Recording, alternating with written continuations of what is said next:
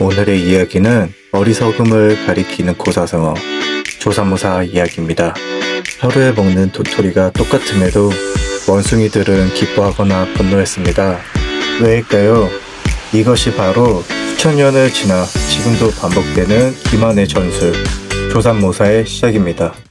고대 중국 춘추시대 송나라 저공이라 불리는 한 노인, 그는 원숭이를 기르며 살아갔습니다. 하지만 먹을 도토리는 점점 부족해졌고 그는 고민에 빠졌습니다.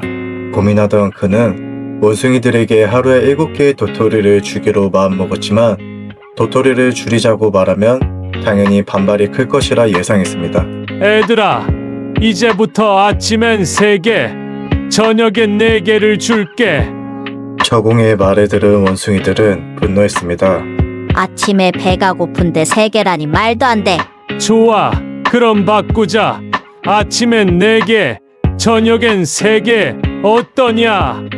저공의 말을 들은 원숭이들은 기뻐했습니다. 같은 수량임에도 맥락만 바꿔 말했을 뿐인데 말이죠.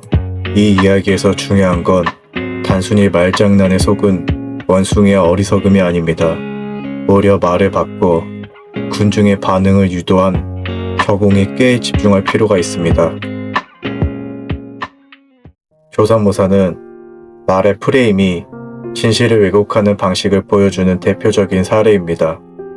본질은 같지만 표현을 바꿔 사람의 감정을 조종하는 방식이죠.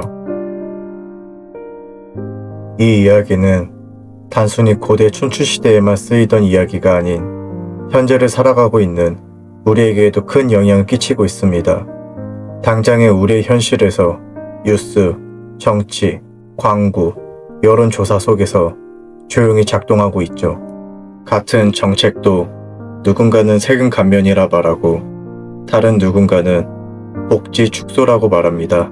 정치인들은 말을 포장하고 기업은 소비자를 심리를 유혹합니다. 조삼모사는 사실보다 프레임을 씌워 교묘한 속임수로 본질의 차이를 무시하는 방식입니다. 수천 년 전, 저공은 도토리 숫자를 바꾸지 않고 원숭이의 감정을 바꿨던 방식은 시대의 흐름에 따라 더 정교하게, 더 넓게 기술을 발전시켜 왔습니다. 1933년, 독일 국민은 히틀러에게 투표했습니다. 그는 변화를 말했고 자존심 회복을 약속했죠. 그는 절대 전쟁이나 독재란 말을 하지 않았습니다. 하지만 그가 만든 법은 자유를 묻고 반대자를 제거하고 세계를 전쟁으로 몰아넣었죠. 그의 말에는 희망이 담겨 있는 것처럼 보였지만 현실은 냉혹했습니다. 현대사회는 어떨까요? 기업은 말의 기술로 소비자를 설득합니다. 무설탕이라 써놓고는 인공 감미료를 숨긴다던가 할인이라 강조하지만 원래 가격은 이미 부풀어져 있죠. 정부와 언론 또한 같은 통계를 정반대로 전달하기도 합니다.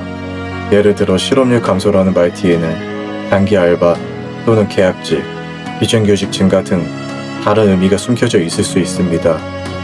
그렇다면 사람들은 왜 이렇게 쉽게 속는 걸까요? 그 답은 심리학에 있습니다. 4개 먼저, 3개 나중, 또는 3개 먼저, 4개 나중. 내용은 같지만 사람의 감정 반응은 전혀 달라지죠. 같은 말인데 감정이 왜 달라질까요? 그것은 앞으로 설명드릴 3가지 대표적인 심리학적 요소를 정리할 수 있습니다. 첫 번째는 프레이밍 효과. 프레이밍 효과는 같은 정보라도 제시하는 방식에 따라 사람들의 인식과 판단이 달라지는 현상입니다. 예를 들어 생존율 90%와 사망률 10%는 같은 정보지만 전자는 긍정적으로 느껴지고 후자는 부정적으로 다가옵니다. 조삼모사는 바로 이 심리학적 틀에 의해 만들어진 것입니다. 또한 사람들은 자신의 이득보다 손실에 더 민감하게 반응합니다. 그 이유는 바로 두 번째인 손실 회피 심리 때문입니다. 원숭이들이 아침에 적게 받고 저녁에 많이 준다고 했음에도 화를 냈던 이유는 자신들이 손해를 본다고 착각했기 때문이죠. 분명 똑같은 총량임에도 불구하고 먼저 받느냐 나중에 받느냐에 따라 반응이 달라지는 건 앞서 말한 손실 회피 심리에 따른 것입니다. 마지막으로 즉시 만족의 욕구입니다. 인간은 지금 당장 얻는 것을 선호하는 본능이 있습니다.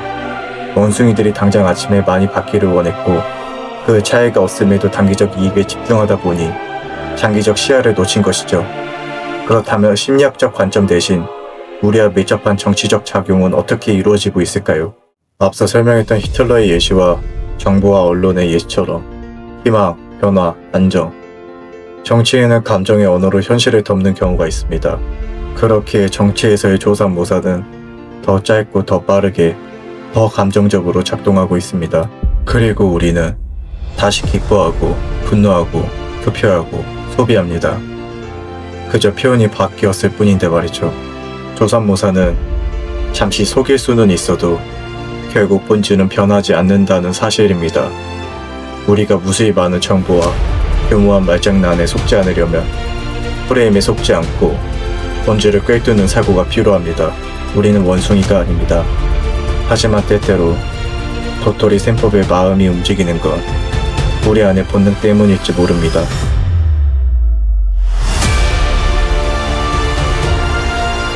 영상을 시청해주셔서 감사합니다. 다음에 더 좋은 영상으로 찾아뵙도록 하겠습니다.